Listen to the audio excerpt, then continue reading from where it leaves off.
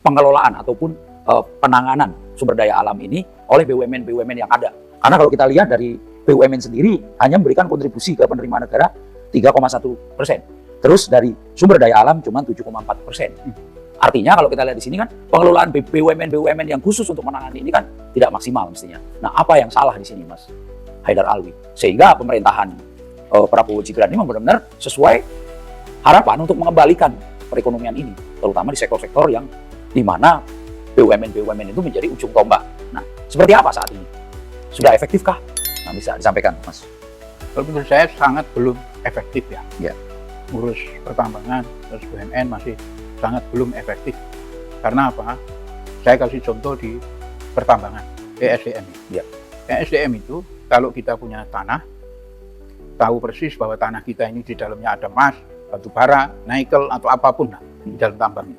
Maka yang harus kita lakukan, kita harus buat surat ke Dirjen Mineral, ke pusat, untuk minta ini buat IUP segala macam itu. Syarat-syaratnya ada banyak, tapi paling pokok adalah bahwa tanah kita yang punya kita itu dilelang.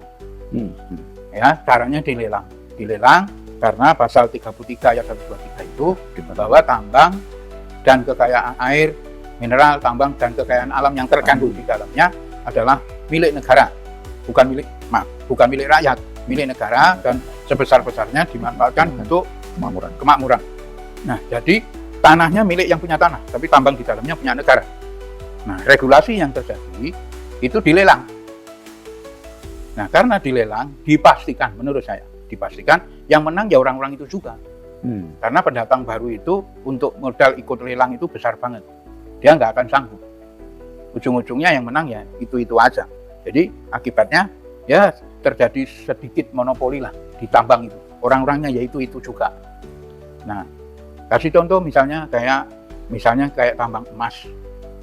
Itu persyaratannya di pusat harus tender dan lain sebagainya. Nah, kalau setelah tender mereka menang, mereka nambang, nanti setelah tambangnya habis, tanahnya dikembalikan ke yang punya tanah tadi. Ini yang berlaku. Ini peraturan. Atau terjadi negosiasi. Misalnya nego antara yang punya tanah dengan yang pemenang lelang tadi, sehingga akhirnya tanahnya diserahin misalnya dengan harga tertentu. Ini yang regulasi yang ada. Nah, menurut saya ini harus ada perubahan di situ, sehingga rakyat yang punya tanah, entah itu hak ulayat atau dan lain sebagainya, kayak di Solo dan banyak tempat itu bisa nambang, terutama emas. Regulasinya dirubah, misalnya dalam bentuk tambang rakyat. Walaupun sudah ada sekarang, tapi masih susah banget rakyat nambang itu, masih maling-maling lah kira-kira. Nah, kalau itu dibuka, regulasinya diatur oleh pemerintah secara baik, sebesar-besarnya, punya negara memang, tapi sebesar-besarnya untuk kemakmuran rakyat. Nah, rakyat boleh nambang, ya batasan hektarnya dibatasin, nggak boleh sampai 1000, boleh batas maksimum. Kalau nggak salah saya, tambang rakyat itu 20 hektar. 20 ya? Ya, sehingga rakyat semua bisa nambang dan makmur, diawasi oleh negara.